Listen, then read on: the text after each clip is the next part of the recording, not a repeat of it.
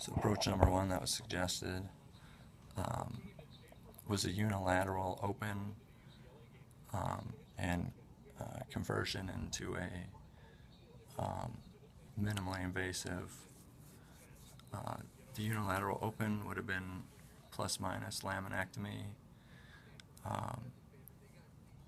Put the cage in. It's called a TLFS.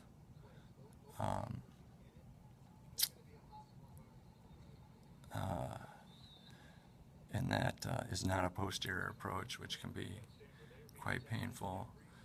But anyway, that was the open side would be to put the cage in, and the micro side would be to put pedicle screws in. So after the cage is in, you dissect minimally and put the pedicle screws in to firm up the hardware and keep her back in lordosis through a percutaneous or kind of outside the skin approach under fluoroscopy. So that looked promising. The two other surgeons I met with, also orthopedic surgeons, suggested an anterior approach because I'm relatively young. I'm 35. I still think that's kind of young. But they suggested anterior approaches, and you know, your biggest concern with an anterior approach is number one, you've got to isolate the aorta and the vena cava, and they kind of separate into two structures right at that area. So those need to be retracted to the side. Number two, there's bowels that have to be moved out of the way because you're doing what's called a retroperitoneal approach, where you push the sac of bowels to the side. And then number three, because I'm a guy, big concern for retrograde ejaculation, which can be either temporary or long-term, where anytime you ejaculate it instead of exiting through the penis, it goes up into the bladder. It's a pretty uncommon complication that could be minimized by your approach, especially doing an open anterior approach instead of a minimally invasive. Again, amateur, please look that up yourself, or ask your surgeon. But you can really minimize that. So both of them suggested an anterior approach. One of the surgeons who was great, I didn't end up going with, was going to do an anterior approach, put a cage in, and then put in what's called interbody screws, or a self-contained screw cage for fixation into the lumbar bodies themselves. And just looking at studies, it looked like that would work quite well. My only concern was because there was not any hardware in the posterior spine, which is what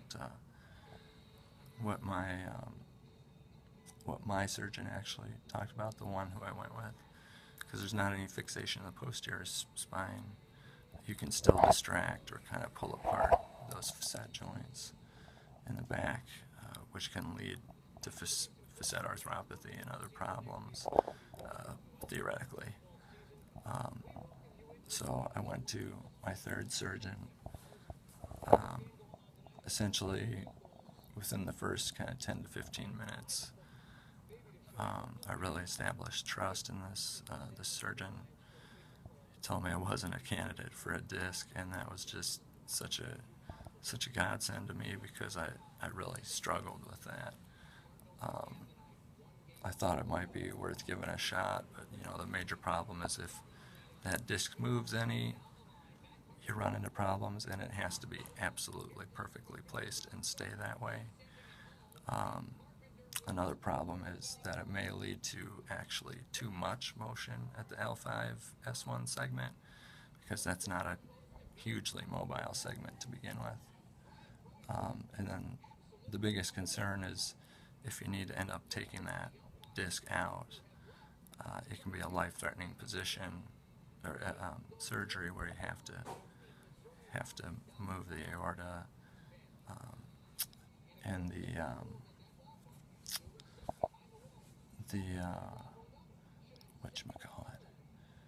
the vena cava, and those can rupture, get a tear, and that can be very threatening. So those vessels supply your legs, and you can also, die of blood loss. So it's a very risky procedure if you need to take it out. So you absolutely have to be the ideal candidate. But anyways, he talked about doing an anterior lumbar interbody fusion with a cage. I believe he did donor morselized bone, ground up bone, and the BMP protein to encourage that bone to grow. And the upside of this is you can put a big whopping cage in there, or big titanium, almost kind of cylinder in there, and fill it with bone, and it's not going to move around a lot, hopefully. And furthermore, it takes a lot of movement to throw off the mechanics of the fusion. And secondly, to deal with the problem with the posterior elements, he put in interlaminar screws. So instead of 4 pedicle screws, the top set of which kind of abut a freely mobile lumbar segment, putting it at risk for destabilization in the adjacent segment, he just puts tiny CT/GPS guided screws into the facets of the two lumbar and sacrum, the two segments involved, instead of having to come close to the one above it.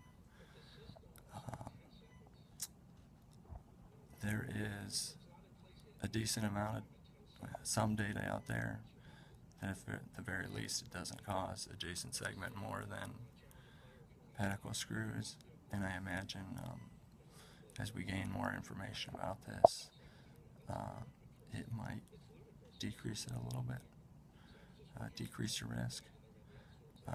So that's kind of what led me to this surgeon. Anyway, it's day one. The staff was fantastic here, including the anesthesiologist, the nurses, the neurotechs, everybody.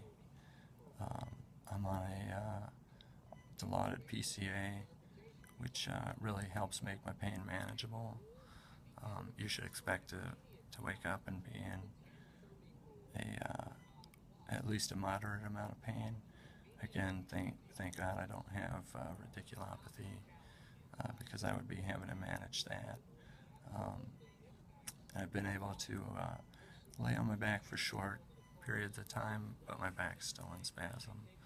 So I'll plan to hopefully give an update at 1 week and 2 weeks. I was able to get up to walk today, which was an experience, but pain was manageable. I want to walk. I just felt really lightheaded. All right. Best of luck to y'all, and peace, and I hope you find a regimen. By the way, I want to put in a plug. For 4 months before this surgery, I did as much core and back work as I could humanly tolerate. So it really helps to go in, or should help to go in the best shape possible. I still gain weight because I couldn't do a whole lot of exercise, but it's going to help everyone involved for you to go in your best shape possible, and to be eating healthy, to get rid of that fast food, to get rid of those processed foods, stop drinking pop.